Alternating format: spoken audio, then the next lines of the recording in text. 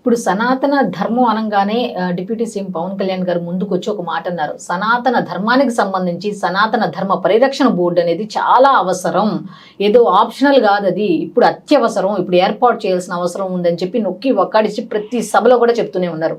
ఇప్పుడు సనాతన ధర్మం అనగానే ఆయన ఒక్కరే ఉన్నారా? మిగతా వాళ్ళు చిన్న విషయం జరిగితే మిగతా వాళ్ళకి సంబంధించి వాళ్ళు పొలోమని చెప్పి ఏకమైపోయి బయటకు వస్తున్నారు. ఇలా మన దేవాలయాలకు సంబంధించి కానీ మన సనాతన ధర్మం గురించి కానీ ఏమైనా జరిగితే ఎవ్వరు ఎందుకు బయటకు రావట్లా? అసలు ఈ సనాతన ధర్మ పరిరక్షణ బోర్డు అంటే ఏమిటి? ఇప్పుడు పూర్వకాలంలో భారతదేశం అంతా కూడా సనాతన ధర్మం ఆచరిస్తూ ఉండేది. ఈ ఆచరింప చెయ్యటానికి అప్పట్లో ఉన్న ప్రభుత్వము అంటే రాజులు సనాతన ధర్మాన్ని పోషిస్తూ ఉండేవారు. అంటే ఆ ప్రచారం చేసేటువంటి ధర్మ పరిచారకులు ఎవరైతే ఉన్నారో వాళ్ళకి కావలసినటువంటి నిధులను రాజుగారే సమకూరుస్తూ ఉండేవారు. ధర్మ ప్రచారం ఇప్పుడు ఒక హరికథ ద్వారా, ఒక బుర్రకథ ద్వారా, ఒక సాహిత్యం ద్వారా, ఒక కవిత్వం ద్వారా ఇలా వారు ధర్మాన్ని ప్రచారం చేయటానికి కళాకారులందరినీ కూడా వారి దగ్గర పెట్టుకుని సంగీతం ద్వారా. అందుకనే కదమ్మా మన రాజుల దగ్గర కూడా మీరు చూడండి, ఒక కృష్ణదేవరాయలను మనం పరిశీలన చేసినట్లయితే, మీరు ఇందాక డిప్యూటీ సీఎం గారి గురించి మాట్లాడారు, పవన్ కళ్యాణ్ గారి గురించి. మొన్ననే వారికి అభినవ కృష్ణదేవరాయ అనేటువంటి మా కృష్ణపీఠం గురువు గారు వారికి ఇవ్వటం జరిగింది.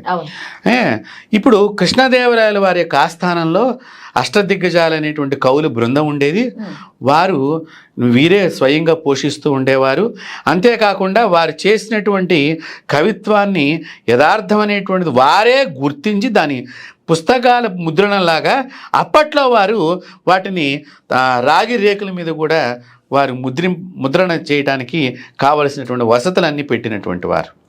అలా ప్రతి రాజు గారు, వీరొక్కరే కాదు, ప్రతి రాజు వారి వారి సమయాలలో చాలామంది ఈ రాజులు ఈ ధర్మం గురించే కట్టుబడి పనిచేస్తున్నారు. ఎప్పుడైతే అప్పటిదాకా ఈ సనాతన ధర్మానికి ఎవరు కూడా ఎటువంటి మాటలు మాట్లాడలేదు. అందరూ కూడా విశ్వసించారు, నమ్మారు, దాన్ని సంతోషంగా స్వీకరించారు, గౌరవించారు, ఆ విధానాన్ని పాటిస్తూ వచ్చారు. ఎప్పుడైతే భారతదేశానికి సరిహద్దు భూమికి సంబంధించిన సరిహద్దు ప్రదేశాల్లో ఇతర దేశం వాళ్ళు వ్యాపార నిమిత్తమని, ఇతర దేశం వాళ్ళు ఇక్కడ ఏదో ఉంది చూడాలనేటువంటి కనుగొనే ప్రయత్నంలో ఇక్కడికి రావటము, మొట్టమొదటి వ్యాపార భావనతోనో దీంతో రావటము, అంతర్గత కలహాలతో ఇక్కడ ఉండేటువంటి రాజుల యొక్క కుటుంబాలలో కానీ, ఇక్కడ ఉండేటువంటి ప్రధానమైన వ్యక్తుల యొక్క కుటుంబాల జమీందారీ వ్యవస్థలో అంతర్గత కలహాలతో ఉండేటువంటి వాళ్ళతో అక్కడ నుంచి వ్యాపారం చేయటొచ్చిన వాళ్ళు వీళ్ళిద్దరూ స్నేహితులయ్యారు. అంటే ఏంటి, ధర్మ విరుద్ధులు ఇద్దరు కూడా స్నేహితులయ్యారు. ఇక్కడ ఇది మీరు గమనించాలి. అంటే వాడెందుకు వచ్చాడు వ్యాపారానికి? ఇక్కడ ఏదో కొత్తగా వాడిది ఇక్కడ ప్రమోట్ చేయాలి. వాడిది ప్రమోట్ చేయాలంటే ఇక్కడ వీడికి బలంగా నిలబడే 10 మంది సపోర్టర్స్ కావాలి. ఇక్కడ రాజుగారి కుటుంబాన్ని చిన్న భిన్నం చేసి నేను రాజు అవ్వాలనే కాంక్షతో ఉన్నవాడికి వాడు మద్దతు ఇచ్చాడు అప్పట్లో. ఈ మాదిరిగా ఇవ్వటం మూలకంగా వాడి యొక్క మత ఆచారాలు, వాడి యొక్క బలం పెంచుకుంటానికో ఇక్కడ ఉండేటువంటి కొన్నిటిని ధ్వంసం చేసే ప్రక్రియ సాగింది. ఈ సాగటంలో ఎప్పుడైతే వాడు, ఇప్పుడు చూడండి, మీరు ఒకరి దగ్గర నుంచి డబ్బు తీసుకున్న తర్వాత మీరు వాళ్ళు తప్పు చేసినా చూసి చూడనట్టుగా ఉండాల్సి వస్తుంది.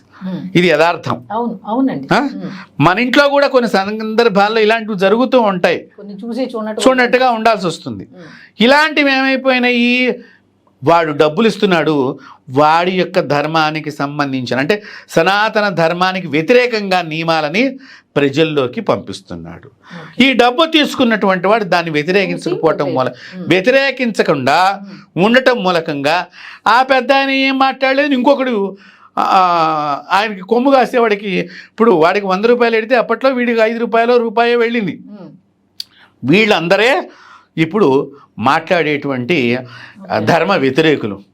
కాబట్టి వీళ్ళేదో వచ్చి ఇక్కడ మాకు పాఠాలు చెప్తే పాఠం వినటానికి మేము లేము, మా పీఠాలు లేవు.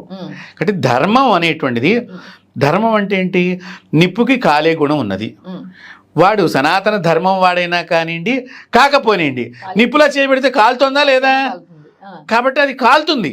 సనాతన ధర్మం కూడా అలాగే మిమ్మల్ని తగలబెడుతుంది. ఎవరైతే పిచ్చి ప్రేలాపనలు చేస్తూ ఉంటున్నారో, ఎవరైతే ఈ ధర్మానికి వ్యతిరేకంగా చేస్తున్నారో చాలామంది ఇప్పటిదాకా అలాగే తగలబడిపోయారు. దయచేసి వీళ్ళకి నేను ఒకటే హెచ్చరికగా చెప్తున్నాను, మీరు అలాంటి పిచ్చి ప్రేలాపనలు చేయొద్దు. కాబట్టి దాని తర్వాత ఇక్కడ ప్రభుత్వాలు కూడా అలాంటివి రావటం, దాన్ని సమర్థించేవి రావటం, అంటే ఇది వ్యతిరేక విధానాలను సమర్థించేటువంటి ప్రభుత్వాలు ఈ దేశాల్లో నడవటం మూలకంగా ఏమైందంటే సనాతన ధర్మాన్ని కాపాడేటువంటివి ఓన్లీ శంకరాచార్య పీఠాలు, ఇప్పుడు ఉడిపి పీఠాలు లాంటివో, ఒక రామానుజాచార్య సంప్రదాయం, మధ్వాచార్య సంప్రదాయం సంబంధించిన పీఠాలు, ఇలా మేము కూడా ఒక గురు పరంపర ద్వారా శిష్యరికం చేస్తూ ఒక శంకరాచార్య సంప్రదాయంగా పాటిస్తున్న ఉపపీఠాలు లాంటివి నాలాగా కూడా చాలామంది ఉపపీఠాలు ఉన్నారు. వీళ్ళు ఇక ఆ బాధ్యతను వీళ్ళు తీసుకున్నారు. మన ధర్మాన్ని మనం చెప్పుకుందాము, వాడిని వ్యతిరేకిస్తే వాడు ఇప్పుడు రాజయ్య ఉన్నాడు, వాడా కొడతాడు, రాజుకు వ్యతిరేకంగా మాట్లాడితే శిక్షలు చేయలేము. కాబట్టి మన వాళ్ళకే దీన్ని పాటించండి అని చెబుదామనేటువంటిది రెండో స్టెప్లోకి మనం ఇప్పుడు ఈ దారి బాగుండలేదు అనుకున్నప్పుడు ఇంకో దారి వెతుక్కుంటాం కదా. సో మా దగ్గరికి వచ్చినటువంటి వాళ్ళ దగ్గరకో, లేదా ఇప్పుడు మేము ఇంటింటికి ధర్మ ప్రచారం అని చెప్పి మొదలెట్టాం.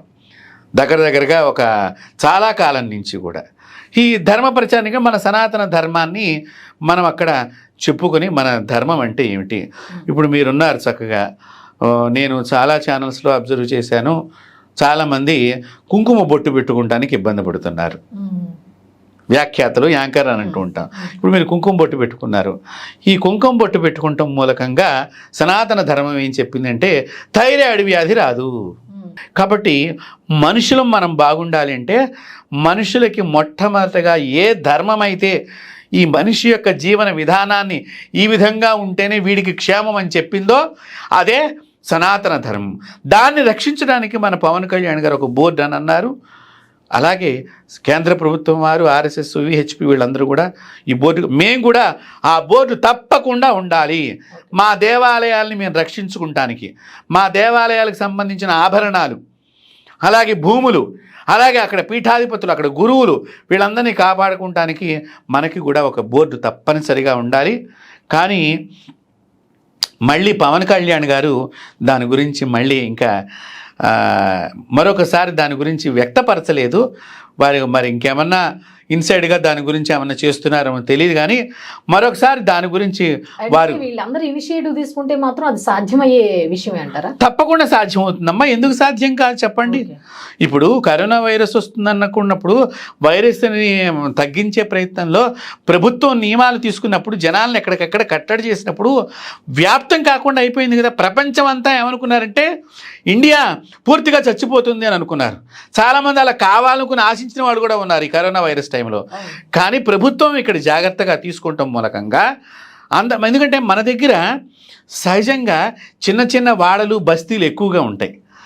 ఇంటింటికి మధ్య గ్యాప్ లేకుండా మన ఇళ్ళు ఉంటాయి. ఎందుకంటే వ్యాధి తొందరగా ఇక్కడ మారటానికి, పెరగటానికి అవకాశం ఉంటుంది, రూపాంతరాలు చెందడానికి కూడా అంత అవకాశం ఉంటుంది. కానీ ప్రభుత్వం ఎప్పుడైతే చక్కని పరిష్కారం తీసుకుని ఇళ్ల నుంచి, బస్తీల నుంచి బయటకు రానివ్వకుండా కట్టడి చేసిందో, మనం ఇతర దేశంలో వాళ్ళకంటే కూడా మన దగ్గర కరోనా వైరస్ టైంలో చాలా తక్కువ మంది చనిపోయినాం మిగతా దేశాలతో పోల్చుకుంటే. కాబట్టి ఇక్కడ ప్రభుత్వం కనుక ఇప్పుడు పవన్ కళ్యాణ్ లాంటి గారి నాయకులు ఓ 10 మంది కలిశారనుకోండి, ఎందుకు కాదమ్మా ఒక సనాతన బోర్డు, ఎందుకు కాదు? మేము స్వామీజీలం అందరం మద్దతు ఇస్తున్నాం కదా. కాబట్టి ఆ సనాతనమైనటువంటి బోర్డు గురించి మళ్ళీ ఒకసారి వారు, అంటే నేను మన ఛానల్ ముఖంగా మరొకసారి వారికి విజ్ఞప్తి చేస్తున్నాను. ఇది స్తబ్దత అయిపోయింది. ఒకసారి పవన్ కళ్యాణ్ గారు, డిప్యూటీ సీఎం గారికి అనేక అమ్మవారి ఆశీస్సులు అందిస్తూ ఈ బోర్డు గురించి మళ్ళీ ఒకసారి దీన్ని మళ్ళీ వెలుగులోకి తీసుకొచ్చి దీన్ని పూర్తి అయ్యేదాకా కూడా వారు నిద్రపోకుండా పనిచేయాలి. ఎందుకంటే వారు వారాహి భక్తులు, అమ్మవారి భక్తులు. కాబట్టి మేము కూడా అమ్మవారి పీఠానికి సంబంధించిన కాబట్టి మా ఆశీస్సులు తప్పకుండా అందిస్తూ వారు మరింతగా ఈ కార్యక్రమాన్ని ముందుకు తీసుకెళ్లే పని చేయాలని చెప్పి మేము ఆశిస్తున్నాం. ఓకే, థ్యాంక్ యూ గురుగారు. నమస్తే.